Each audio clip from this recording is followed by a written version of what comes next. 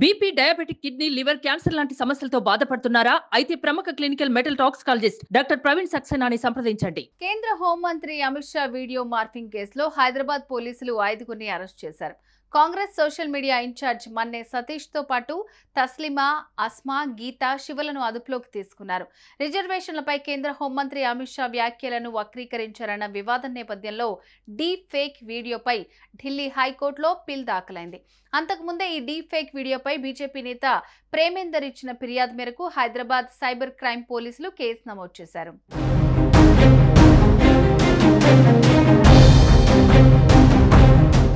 లోక్సభ ఎన్నికలు సమీపిస్తున్న క్రమంలో ఓటర్లను ప్రభావితం చేసేందుకు డీప్ ఫేక్ వీడియోలు తెగ వైరల్ అవుతున్నాయి.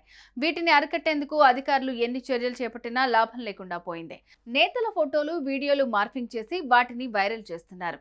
అసలు ఏది, నకిలీది ఏది అనేది తెలియటం కూడా కష్టమే అన్నట్లుగా మారింది పరిస్థితి.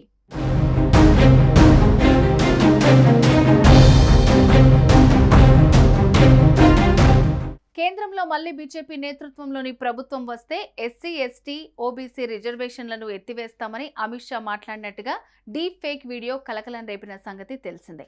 ఈ కేసుకు సంబంధించి కేంద్ర హోంశాఖ ఫిర్యాదు మేరకు ఢిల్లీ స్పెషల్ పోలీసులు కేసు నమోదు చేశారు కూడా.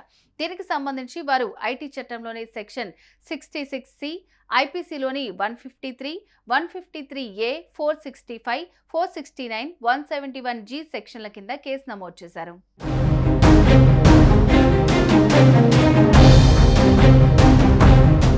ఈ విషయమై తెలంగాణ ముఖ్యమంత్రి రేవంత్ రెడ్డికి ఢిల్లీ పోలీసులు సమన్లు జారీ చేశారు. అయితే ఈ నోటీసులపై సీఎం రేవంత్ రెడ్డి స్పందించారు.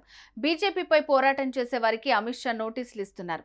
సోషల్ మీడియాలో బీజేపీని ప్రశ్నించినందుకు తెలంగాణ ముఖ్యమంత్రి అయిన నాకు గాంధీ భవన్ నేతలకు ఢిల్లీ పోలీసులు నోటీసులు ఇస్తున్నారు అని రేవంత్ రెడ్డి అన్నారు.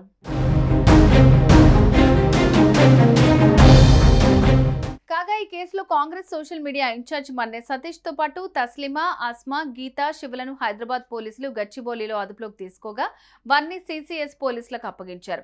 కాగా ఈ కేసులో ఢిల్లీ పోలీసులు దర్యాప్తు ముమ్మరం చేశారు. హైదరాబాద్ చేరుకున్న ఢిల్లీ పోలీసులు గాంధీ భవన్ కు కూడా వెళ్లారు.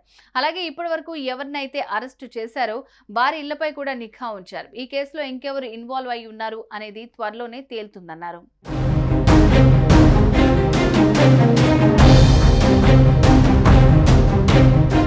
డీప్ ఫేక్ వీడియో ఇప్పటికే ప్రపంచాన్ని కుదిపేస్తోంది. లేనివి ఉన్నట్లు క్రియేట్ చేసి ఉక్కిరి బిక్కిరి చేస్తోంది. అటు ప్రజలు కూడా ఏది నిజం, ఏది అబద్ధం అనేది తేల్చుకోలేకపోతున్నారు. ఇప్పుడు ఎన్నికలను క్యాష్ చేసుకుని ఇలాంటి పనులు చేయటం హాట్ టాపిక్ గా మారింది. సుమన్ టీవీలో మీ పర్సనల్ అండ్ బిజినెస్ ప్రమోషన్స్ కోసం కింది నెంబర్కి కాంటాక్ట్ చేయండి.